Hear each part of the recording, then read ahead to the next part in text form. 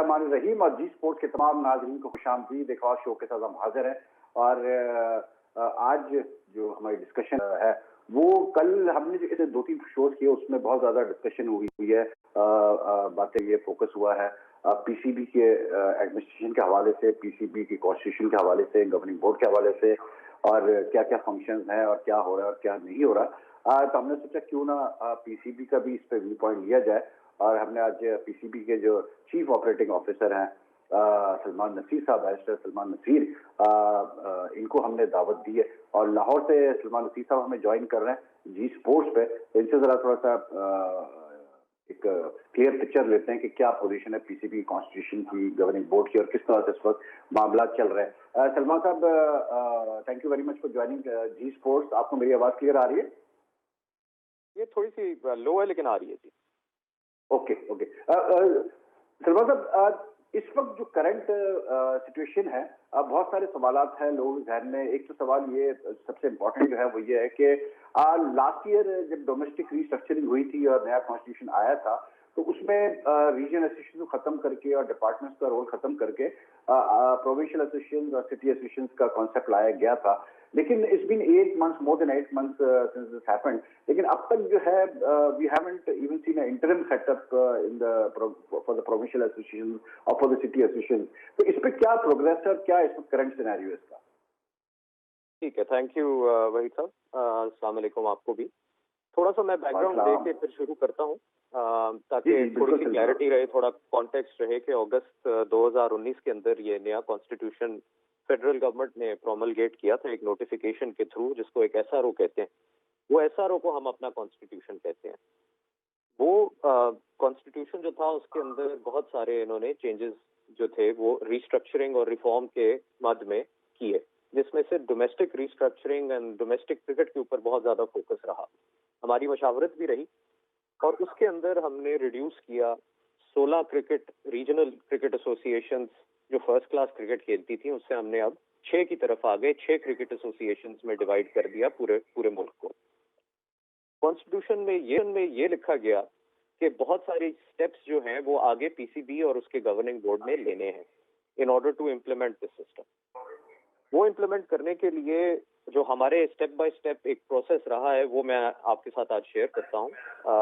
Even though her board of governors की meeting के अंदर हम देते रहे हैं प्रेस रिलीजों में भी, लेकिन वो कई दफा असल मैसेज छुप जाता है। तो मैं अगर आपको साथ लेके चलूँ, आई विल एक्सप्लेन कि सबसे पहले तो ये हुआ कि जब अगस्त में ये कॉन्स्टिट्यूशन आई, जो पहली बोर्ड ऑफ गवर्नर्स की मीटिंग हुई, तो उसके अंदर इन 6 क्रिकेट एसोसिएशन की टेरिटोरियल डिमार्केशन की गई कि पूरे पाकिस्तान के अंदर कौन सी एसोसिएशन कौन सी जुरिस्डिक्शन के अंदर ऑपरेट करेगी। इसको इस वक्त जब ये काम किया गया तो उसमें माइंड में ये रखा गया कि क्वालिटी क्रिकेट ज्यादा इंपॉर्टेंट है। ये इंपॉर्टेंट है कि हर क्रिकेट एसोसिएशन के नीचे इतनी सिटी क्रिकेट एसोसिएशन होनी चाहिए और उन सिटी क्रिकेट एसोसिएशन के नीचे इतने क्लब्स होने चाहिए कि क्रिकेट एसोसिएशन के दरमियान एक अच्छी क्वालिटी क्रिकेट सस्टेन हो सके। और जब वो क्रिकेट एसोसिएशन किसी और क्रिकेट एसोसिएशन से खेले, जैसे कि नेशनल डोमेस्टिक क्रिकेट टूर्नामेंट्स में खेलते हैं, तो एक अच्छा क्वालिटी टूर्नामेंट सामने आए। तो पहला स्टेप तो ये था कि आपने डिमार्केट कर दिया। डिमार्केट करने के बाद अगला स्टेप ये था कि आपने एक मॉडल कॉन्स्टिट्यूशन जो है वो ड्राफ्ट करनी थी और फिर बोर्ड ऑफ गवर्नर से अप्रूव करवानी थी। मॉडल कॉन्स्टिट्यूशन की जरूरत क्या पड़ गई सडनली, वो हमने ये देखा कि इन द पास्ट जब ये रीजनल क्रिकेट एसोसिएशन ऑपरेट करती थी, ये कोई लीगल एंटिटी नहीं थी। तो ये बैंक अकाउंट भी नहीं खुलवा पाते थे, चेक्स एंड बैलेंसेस के इश्यूज रहते थे, गवर्नेंस के इश्यूज रहते थे। तो जब कॉन्स्टिट्यूशन में ये भी शिक आ गई कि इनको सोसाइटी के तौर पे रजिस्टर किया जाए, तो ये इम्पोर्टेंट था कि एक मॉडल कॉन्स्टिट्यूशन एक गाइडलाइन, एक पैरामीटर बना दिया जाए क्रिकेट एसोसिएशंस के लिए कि उसके अंदर अच्छी तरह ऑपरेट कर पाएं, कॉर्पोरेट गवर्नेंस के प्रिंसिपल्स के साथ ऑपरेट कर पाएं, चेक्स एंड बैलेंस के साथ ऑपरेट कर पाएं। तो उसके लिए मॉडल कॉन्स्टिट्यूशन बनाना जरूरी था। सो अगली जो बोर्ड मीटिंग हुई उसमें फिर मॉडल कॉन्स्टिट्यूशन जो है वो क्रिकेट एसोसिएशन के अप्रूव हो गए। जब वो अप्रूव हो गए तो then we were able to carry out the next step which was कि आपने हर 6 क्रिकेट एसोसिएशन के नीचे कौन सी सिटी क्रिकेट एसोसिएशन लेके आए, उनकी क्या टेरिटोरियल डिमार्केशन होनी है, ये सारा कुछ भी अप्रूव हुआ। उसके बाद एक और model constitution city cricket association की बनी। ये सारे स्टेप्स हम हर बोर्ड मीटिंग के अंदर स्टेप बाय स्टेप आगे लेके जाते रहे। It was always going to take time. ये तो किसी ने एंटिसिपेट नहीं किया था कि ओवरनाइट आ जाएगा, क्योंकि ये इतना बड़ा अपहीवल है, इतना बड़ा रीवैम्प है कि आपने लिटरली सब खत्म करके एक नया स्ट्रक्चर फिर से शुरू करना है। तो उस वजह से टाइम लगा है। और अब हम ऐसी पोजीशन में आ चुके हैं कि सोसाइटीज की रजिस्ट्रेशन के जो कागजात हैं, जिनमें ये मॉडल कॉन्स्टिट्यूशन भी बड़ी इंपॉर्टेंट थी, और बाकी जो डॉक्यूमेंट्स होती हैं सोसाइटी के रजिस्ट्रेशन के लिए, वो अब रेडी हैं।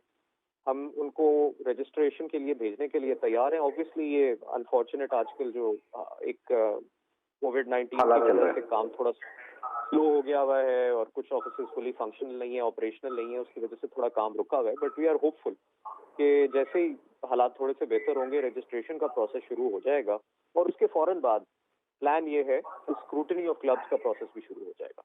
सो lot of progress has been made, time लगा है, but it was important to get the things right.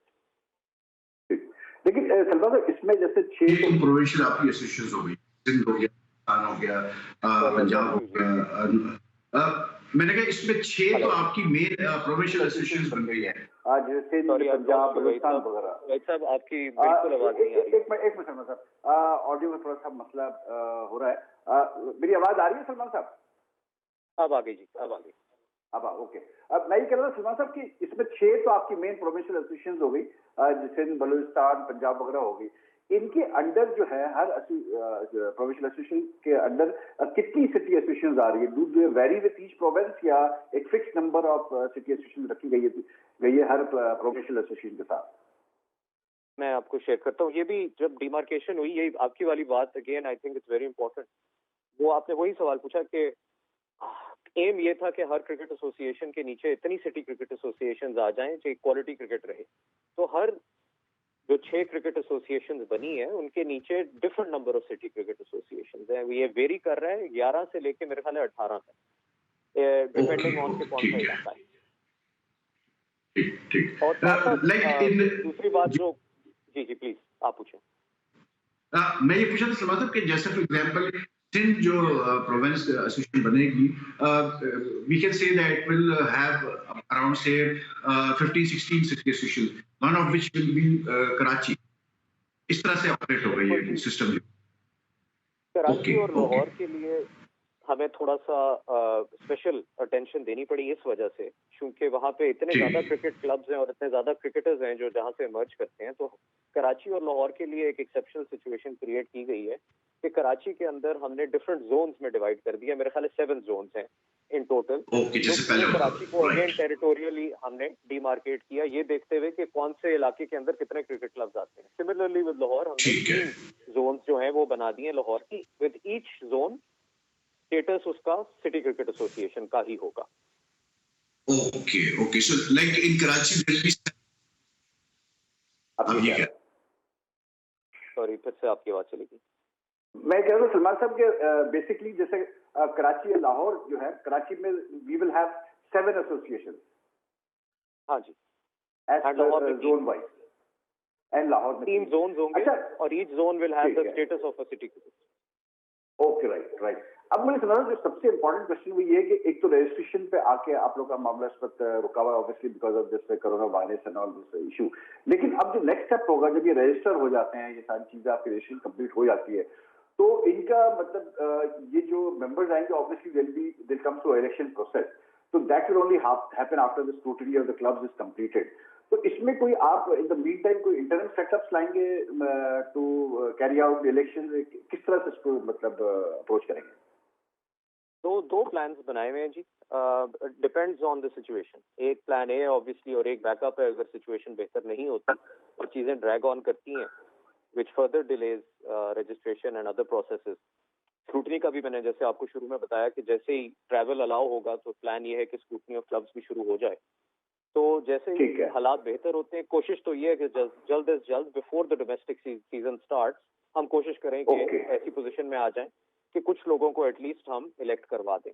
और जहां नहीं हो पाएगा तो obviously the backup plan is to have internal setup. Okay, right. But you all will try कि मतलब एक प्रॉपर इलेक्शन हो जाए, प्रॉपर जो है वो एसोसिएशन फंक्शनल हो जाए, और जहां नहीं होगा ऐसा नहीं होगा तो वहां पर आप इंटरन सेटअप फिलहाल कर रही है, try to run things through the interim setup in that area, right? Salman sir, I have to take a short break. Kindly stay with us क्योंकि एक दो और सवाल आपके पास आपसे, तो ब्रेक के बाद मैं वापस आता हूँ तो आपसे फिर वो जरा take the answers from you.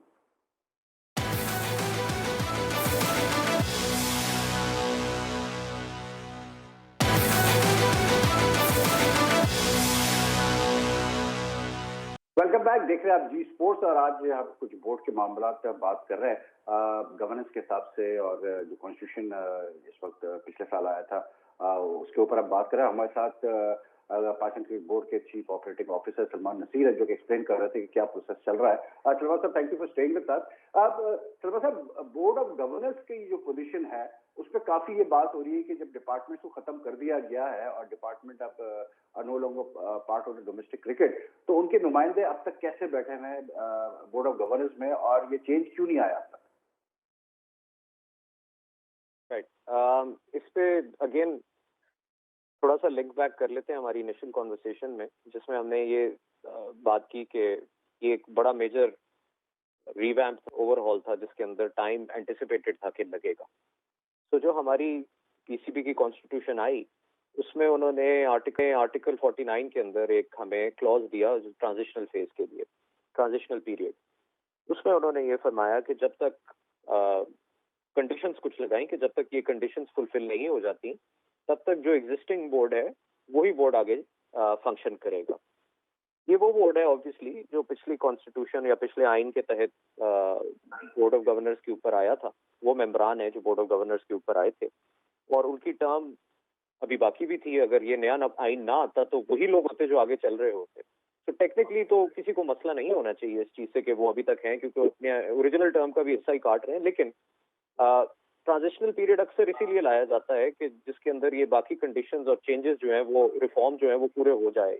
अब वो रिफॉर्म्स का प्रोसेस जैसे जैसे आगे जाता रहेगा, चीजें कंप्लीट होती जाएंगी, तो नया बोर्ड जो है वो किक इन करेगा तब जब out of a pool of 7 लोगों जो नया बीओजी आइन के अंदर बनाया गया उसके अंदर नॉमिनीज हैं 2 पेट्रन के, उसमें सीईओ हैं, उसमें 4 इंडिपेंडेंट डायरेक्टर हैं, उसके अंदर 3 आउट ऑफ 6 क्रिकेट एसोसिएशन के रिप्रेजेंटेटिव्स हैं। वो 4 आप ले लें इंडिपेंडेंट डायरेक्टर और 3 आप ले लें क्रिकेट एसोसिएशन के रिप्रेजेंटेटिव। इन 7 में से जब 4 इंडक्ट हो जाएंगे बोर्ड ऑफ गवर्नर्स के ऊपर तो नया बोर्ड जो है वो ऑटोमेटिकली इनटू फोर्स आ जाएगा। तो ये पीरियड जो है ये, क्योंकि क्रिकेट एसोसिएशंस भी इस वक्त हम इलेक्शंस की तरफ जाने वाले हैं। दूसरा ये कि एक नॉमिनेशन कमेटी आपको पता होगा बोर्ड की बनी थी इंडिपेंडेंट डायरेक्टर को इंडक्ट करने के लिए, तो उन्होंने भी बहुत सारा काम कर लिया हुआ है ऑलरेडी। वो भी वर्क इन प्रोग्रेस है, काफी आगे तक जा चुके हैं। तो लुक्स लाइक चंद कुछ महीनों के अंदर there will be some progress, but you can never tell. ये आजकल के हालात के अंदर जरा थोड़ी सी चीजें स्लो है। लेकिन सलमान साहब, नॉर्मली जैसे आप कहते हैं कि कोई अगर जैसे चेंज ओवर होता है कॉन्स्टिट्यूशन वगैरह में तो एक तरह में पीरियड रखा जाता है, तो कोई इसमें कोई पीरियड रखा गया है मतलब अंडर द आर्टिकल 49 या इट्स लिमिटलेस है कि जितना टाइम लगेगा उतना ले सकते हैं आप? स्पेसिफिक पीरियड नहीं बताया गया, लेकिन ये कहा गया कि ये कंडीशन जब पूरे हो जाएं, तो ये जैसे 7 मेंबरान के अंदर से 4 जब इंडक्ट हो जाएं तो you will be in a position कि आप नए बोर्ड को इनफोर्स ला सके। बट कोई तो अभी जो बेसिकली कट ऑफ है तो वो नहीं है। ठीक है, तो I just want to be sure about this. अभी जो बीओजी है उसमें से कितने लोग बाहर जाएंगे और कितने लोग नए अंदर आएंगे? तो जो नया बीओजी हमारा जो 2019 का आइन है, जो नया बोर्ड ऑफ गवर्नर्स है, उसके अंदर 3 तो इलेक्टेड प्रेसिडेंट्स आएंगे क्रिकेट एसोसिएशंस के। ये जो 6 क्रिकेट एसोसिएशंस बन गई हैं इनमें से 3 तो आएंगे वो जो प्रेसिडेंट्स होंगे इलेक्टेड। 4 होंगे इंडिपेंडेंट डायरेक्टर्स जिनका बोर्ड से कोई लेना देना नहीं होगा, लेकिन वो एक्सपर्ट्स होंगे और उनकी स्किल्स जो है उनकी वजह से उनको रखा जाएगा कि वो कंट्रीब्यूट कर सकें towards the betterment of the board. उसके अलावा पेट्रन के जो 2 नॉमिनीज हैं और सीईओ हैं और सेक्रेटरी आईपीसी हैं जो inter provincial coordination government ministry, उनके एक्स ऑफिशियो मेंबर होते हैं, हमेशा से रहे हैं, वो कंटिन्यू करेंगे।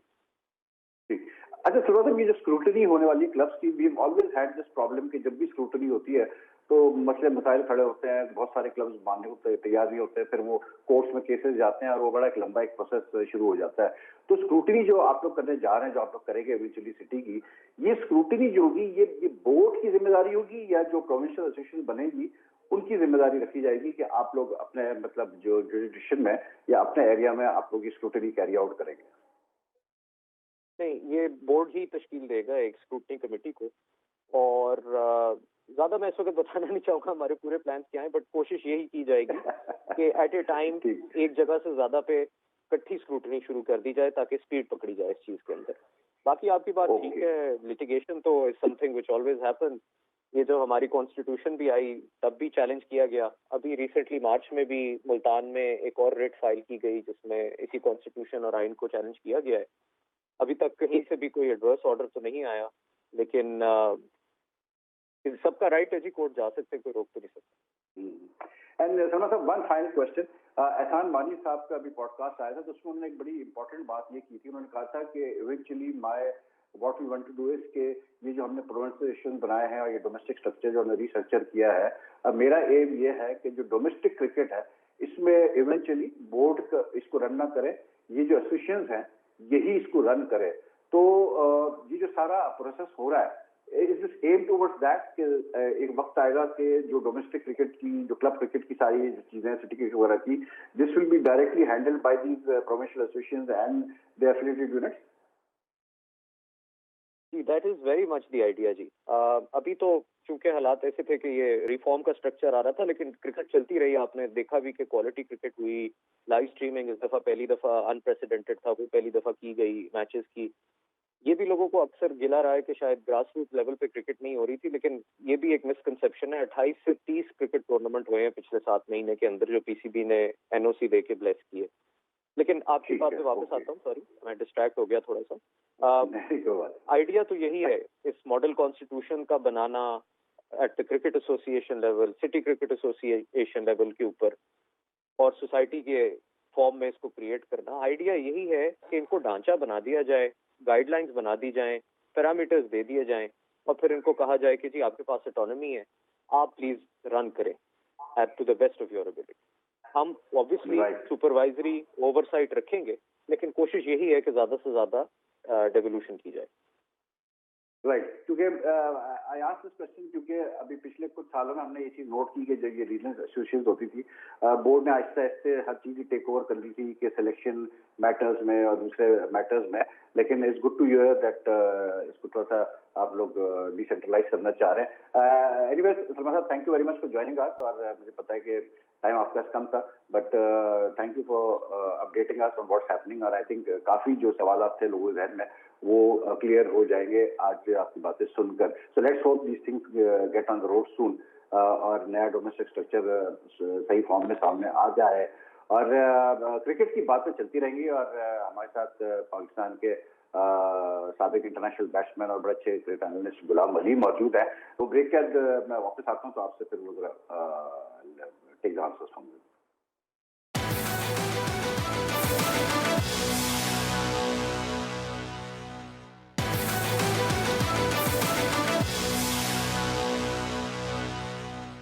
वेलकम बैक, देख रहे हैं आप जी स्पोर्ट्स, और जो क्रिकेट की बातें चल रही है, और अब हमें ज्वाइन किया है पाकिस्तान के साबिक इंटरनेशनल बैट्समैन और बड़े अच्छे क्रिकेट एनालिस्ट गुलाम अली ने, और साथ में अमेरिका से हमें ज्वाइन किया साजिद खान ने। हम फर्स्ट क्लास प्लेयर है और कोचिंग भी करते हैं, और ये भी अच्छे एनालिस्ट है, और इन दोनों से थोड़ा बात करेंगे पाकिस्तान क्रिकेट के हवाले से कि आजकल जो हालात है गुलाम अली, बड़ी बड़ी स्टोरियां चल रही है, पुरानी निकल रही है, प्लेयर्स ही निकाल रहे हैं पुरानी स्टोरियां, और मतलब ऐसी ऐसी बातें सामने आ रही है। कल जनरल तौकीर जी हमारे साथ थे तो फरमा रहे थे कि 2003 वर्ल्ड कप में उनको शुबा था कि कुछ प्लेयर्स ने जो है वो अंडर परफॉर्म किया, क्योंकि आपस के मसले मसाइल थे, और इसीलिए जो है वर्ल्ड कप के बाद वसीम बुकार वगैरह को सबको जो है फिर टीम से निकाल दिया गया था, और फिर वो रिटायर हो गए।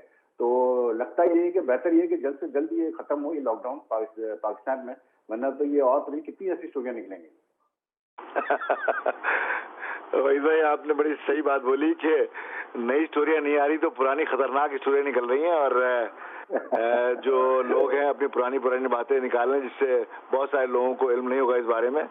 मैं भी उस दौरान पाकिस्तान टीम का पार्ट रहा हूं, और मैंने भी कई ऐसी चीजें देखी है मैंने कि जो यकीनन आपस में जो रिफ्ट थी उसका नुकसान पाकिस्तान टीम को होता था। तो खास तौर पे जो वसीम और वकार की जो एक रिफ्ट थी उसको भी मैंने देखा और इनकी लड़ाइयां भी देखी। गुल्लू ये बताएं, आप 99 में ऑस्ट्रेलिया गए थे टीम के साथ। जी बिल्कुल। वहाँ पर ये चीज बड़ी वाज़ेह ये बात आ रही थी कि वसीम और वकार की बनती नहीं है, और यहाँ तक हुआ था कि मुझे याद है वो जो फेमस होबार्ट टेस्ट था उसमें वकार को काफी देर तक बॉलिंग नहीं दी थी वसीम ने, वसीम कप्तान थे।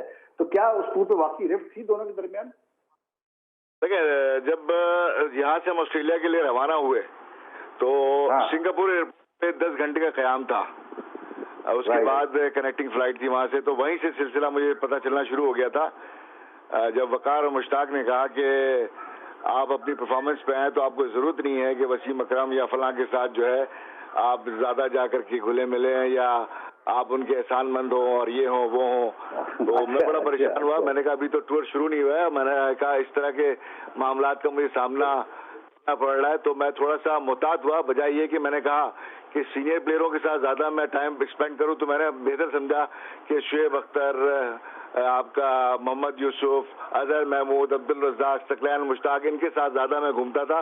तो वसीम अकरम भी वो मुझे कई दफा कह चुके तुम क्या बच्चों के साथ घूमते रहते हो, तो हमारे पास क्यों नहीं आते। तो इस तरह के मामला देखे। फिर ग्राउंड में भी मैंने होबार्ट टेस्ट में जरूर देखा कि वकार यूनिस जब खेल लेते और वकार यूनिस ने एकदम मैच का नक्शा पलटा।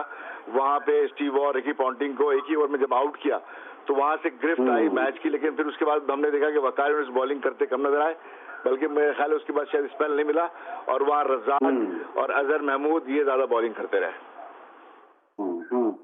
आप साजिद, आप भी बड़ी मतलब गहरी नजर रखते हैं पाकिस्तान क्रिकेट के अंदरूनी मामलात पे। तो ये जो बात गुल्लू कर रहा है, गुल्लू बता रहा है, और जो अब स्टोरियां निकल रही हैं आजकल, दानिश करीम, फैसल इकबाल का भी बड़ा ट्विटर पे जंग चली हुई है।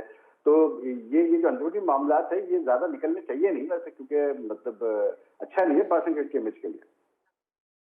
बहुत शुक्रिया वहीद भाई। जैसा कि गुल्लू बात कर रहे हैं, जैसे आप बात कर रहे हैं, ये यहाँ पर बहुत ज़रूरी है अपने सीनियर खिलाड़ियों को रिस्पेक्ट करना चाहिए। मगर जो बात वसीम अकरम के हवाले से की जा रही है, और मुझे अच्छी तरह याद है 94 EE डिफेंस में जो नया घर वसीम अकरम ने रात दावत की, तमाम खिलाड़ी घर में मौजूद थे, सुबह जाके बगावत कर दी। बगावत करने वाले खिलाड़ी ग्रुप था जिसका हेड वकार यूसुफ, बहुत से सीनियर खिलाड़ी, इनसी की बात करूँ, राशिद लतीफ की बात करूँ, बहुत से खिलाड़ी थे जो सुबह जाके कज़ाफ़ी स्टेडियम में बगावत कर दी वसीम अकरम के खिलाफ।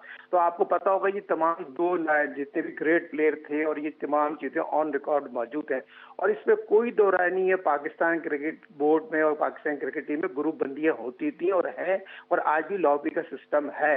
और बिल्कुल सही जनरल तौकीर जिया साहब बात कर रहे हैं। जनरल तौकीर जिया साहब 90 अगर बात की जाए 99 में, 2003 में जब राशिद लतीफ को कप्तान बना के लाया, जावेद मीदाद को कोच बनाया, और जब वकार यूसुफ को कप्तान बनाया था 2003 वर्ल्ड कप को, और वसीम अकरम डिजर्व करते थे, उनके साथ ज्यादती की गई और हमेशा वसीम अकरम के साथ ज्यादती की। और वसीम अकरम ऐसे नहीं जो लोग कहते थे उनको गालियां देते थे, मगर वो क्रिकेट के ऊपर गाली देते, मगर लोग पर्सनल ले जाते थे। और यहाँ पर मुश्ताक का बड़ा अहम रोल होता था, और मुश्ताक यहाँ पर शतरंज की चाल बहुत अच्छी चलते थे, और मुश्ताक का जो बस चाबी थी वकार की, हिंदी की, यहाँ की भी मुश्ताक के पास थी। तो यहाँ पर ये तमाम चीजें जरूर हैं। अगर हकायत पे पर्दा उठेगा तो बहुत सी चीजों पर उठेगा, और माशाल्लाह सारे मौजूद शहरी बन गए। तो ये तमाम चीजें खत्म होना चाहिए। अब बात ये, जैसे एहसान मानी भी बात कर रहे हैं, आज एहसान मानी की इस तरह बात की जा रही है। एहसान मानी ने और आपने, हमने एक प्रोग्राम में बात की थी, मैच फिक्सिंग के खिलाड़ी को तायहद पाबंदी लगा देने चाहिए। बात ये मैच फिक्सिंग ने तो पाकिस्तान का बेड़ा गर्क कर दिया है, खिलाड़ी का बेड़ा गर्क कर दिया। 2000 में जैकेट पहनने वाले, 2000 इंग्लैंड में जो टेस्ट मैच खेला गया था, जो जैकेट पहने वो क्रिकेट में नजर आ रहे हैं। वही भाई ये तमाम चीजें तो खत्म नहीं हो सकती, मगर ये जरूर गुल्लू ने जो बहुत इंपॉर्टेंट बात की, इसमें जल्द से जल्द पर्दा हटा दें। और जहां आपने फैसल और गुस की बात की, दानिश की, देखे दानिश तो राइट ले जाएगा मीडिया में, सोशल राइट पे बहुत सी चीजें वो कर जाएगा जो लोग समझ नहीं रहे। और फैसल इकबाल को चाहिए, फैसल इकबाल अपनी जगह बिल्कुल सही है, मैं हकीकत से बात कर रहा हूँ।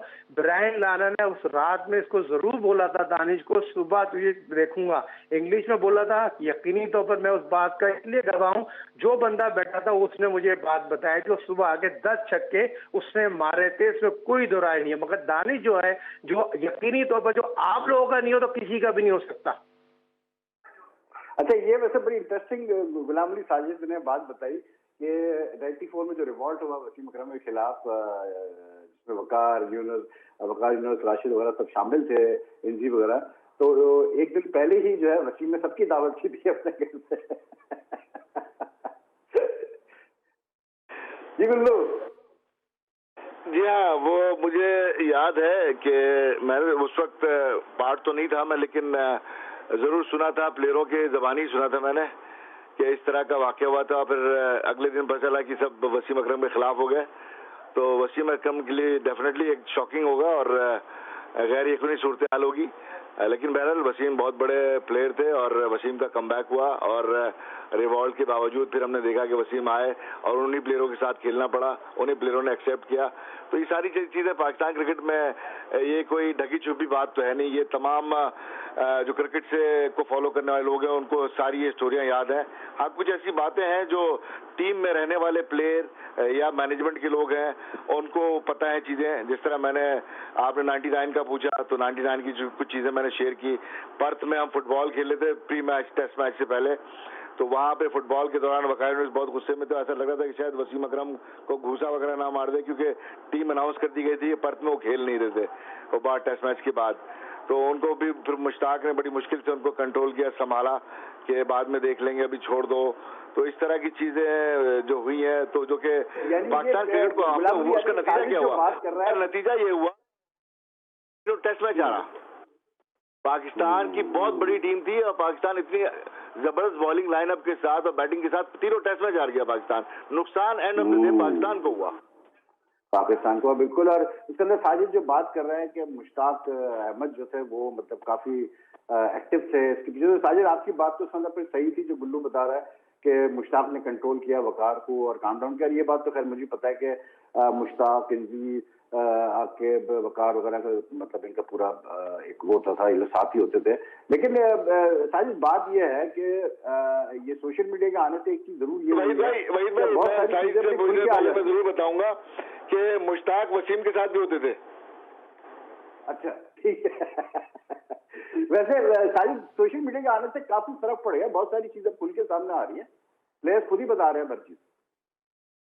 देखिए वही भाई, बात ये बहुत इंपॉर्टेंट बात है। 94 की बात बताऊं, नेशनल स्टेडियम कराची में अगेंस्ट ऑस्ट्रेलिया टेस्ट मैच होता है। मोइन खान जो ग्रेट विकेट कीपर बैट्समैन मौजूद हैं और पाकिस्तान के लिए 17 साल खेले। मैं और मोइन खान नेशनल स्टेडियम गए और कोई भी खिलाड़ी मोइन खान के पास नहीं आया, हाथ मिलाने नहीं आया। पाकिस्तान के इतने बड़े जो वर्ल्ड कप जिता के आए 92 में, और मोइन खान ने उस दिन तय कर लिया, उसने बोला आज के बाद मैं ग्राउंड नहीं आऊंगा, कम बैक नहीं करूं। उस दिन के बाद मोइन खान ने घर में जाकर कबूतरों को बाजरा डाला और इतनी सख्त मेहनत की है, उसके बाद कम बैक किया, तो पीछे मुड़कर नहीं देखी। तमाम चीजें हकायत पे से हैं और इसमें कोई दो राय नहीं है। मैं इस पे जो बात कर रहा हूँ, जो गुल्लू की बात, मुश्ताक हर जगह एडजस्ट होने की सलाहियत रखते थे। और मुश्ती की जहां तक बात होती है, मुश्ती को टीम में इसलिए रखते थे, मुश्ती टीम को उठा के रखता है, खिलाड़ी को मोटिवेट करता है, इसमें कोई डर नहीं। मुश्ती बहुत अच्छा मोटिवेट करता है, टीम को लेकर चलता है। मगर ये तमाम चीजें भी हैं, मुश्ताक की चाबी, वकार की, इंजी की, तमाम लोगों की चाबी मुश्ती के हाथ में थी और मुश्ती को चलाना जानता था। और वकार ने बात की वसीम अकरम को, इन प्लेयरों ने शुगर कराई। 94 में वसीम अकरम को शुगर हुई है भाई। वसीम अकरम जैसे ग्रेटेस्ट फास्ट बॉलर को इन प्लेयरों ने शुगर कराई, तो अल्हम्दुलिल्लाह अगर उसको जन्नत नसीब करे हुमा अकरम को, वो अगर नहीं होती तो वसीम अकरम 94 में क्रिकेट छोड़ देता। मगर हुमा अकरम ने उसको बड़ा अच्छा संभाला और दुनिया क्रिकेट में उस खिलाड़ी ने इतने कारनामे अंजाम दिए, उसकी जितनी भी तारीफ की जाए कम है। आप तो काफी करीब से वसीम की जब स्टार्ट किया था, वसीम ने अपना कैरियर स्टार्ट किया था, कराची आया, पैको से खेलते थे, अंडर 19 भी खेले वो, तो काफी आप करीब से शायद वसीम के। तो वसीम का जो डेवलपमेंट थी एज ए प्लेयर वो बड़ी कमाल थी वैसे। और बताया था एक अपने वीडियो में बड़ी इंटरेस्टिंग बात बताई कि वसीम के पास तो मतलब ये जूते तक प्रॉपर नहीं हुआ करते थे मैचेस के लिए। वही भाई, जो खान मोहम्मद का जो कैंप लगा था टॉप 50 84 में हमने अटेंड किया था, जो वसीम अकरम का जो कराची स्टेडियम कराची में नेशनल कोचिंग सेंटर में वसीम अकरम ठहरे हुए थे। और पाकिस्तान के ग्रेट जावेद मियां दाद ने उनको न्यूजीलैंड लेके गया, रजीम हफीज को यहाँ पर एज था उस पर ड्रॉप किया। मगर बात ये होती है, वसीम अकरम की बात हो रही है, वसीम अकरम को बहुत से लोग क्रिटिसाइज करते हैं, बहुत से लोग क्रिटिसाइज करते हैं, मगर उस जैसा क्रिकेटर तो बनो भाई, उस जैसा इंसान तो बनो। मैं समझता हूँ पाकिस्तान की हिस्ट्री में उस जैसा क्रिकेटर नहीं आया, उस जैसा मोटिवेट करने नहीं आया, पाकिस्तान की हिस्ट्री में उस जैसा कप्तान नहीं आया। मगर बहुत सी चीजें उस पर उठाई जाती हैं, मैच फिक्सिंग की बात की जाती है, मगर ये तमाम चीजें प्रूफ तो करो। प्रूफ कोई नहीं करता, बातें सारी कर रहे होते, बहुत से लोग बातें कर रहे होते, मगर बात ये है वहीद भाई, इस तरह को खत्म करना चाहिए। जो हमने पहले बात की थी, क्या दाल में काला है, पूरी दाल खराब है, ये तमाम चीजें हैं और इस बात को खत्म होना चाहिए। मगर जो बातें वो बात की जा रही हैं, मैं समझता हूँ इस तरह की बातें नहीं होनी चाहिए। अच्छा ये बताएं साजिद, गुल्लू, आप दोनों से मैं सवाल करता हूँ कि आप लोग सेटिस्फाइड है कि कोरोना वायरस का जो ये मसला चला हुआ है, आप लोग सेटिस्फाइड है जिस तरह क्रिकेट कम्युनिटी ने या क्रिकेट से कनेक्टेड लोगों ने मतलब आगे बढ़ के जो गरीब लोग हैं, जरूरतमंद लोग हैं, उनकी मदद कर रहे हैं या जिस तरह से अपना रोल प्ले कर रहे हैं आगे देने में लोगों को? आप दोनों, गुल्लू पहले आप बताइए, आप सेटिस्फाइड है? आपको लगता है क्रिकेट कम्युनिटी ने किया है, आपके ख्याल से ज्यादा करना चाहिए था? नहीं, देखिए, मैं समझता हूँ कि हर उस शख्स को करना चाहिए जिसको अल्लाह ने नाम दिया है। लोगों को वो मदद के लिए आमादा कर सकते हैं, अपना पूल बढ़ा सकते हैं और लोगों की हेल्प आउट कर सकते हैं। हाँ, ये जरूर सवाल लोग करते होंगे, भाई इतना शो ऑफ करने की क्या जरूरत है, टीवी में आने की क्या जरूरत है। तो इसको दूसरे एंगल से देखें तो अगर ये चीजें ज्यादा पता चलती तो और लोग हौसलामंद होते हैं और लोगों का इजाफा होता है, पूल बनता है, वो भी आगे बढ़ते हैं। तो मैं समझता हूँ कि बहुत क्रेडिट है उन लोगों को जो हेल्प आउट कर रहे हैं इस मुश्किल वक्त में, उन लोगों को जहाँ पे जरूरतमंद है, जिनको राशन की जरूरत है, जिनको और चीजों की जरूरत है। तो ये अच्छा इकदाम है, मैं समझता हूँ। शायद आप क्या कहते हैं?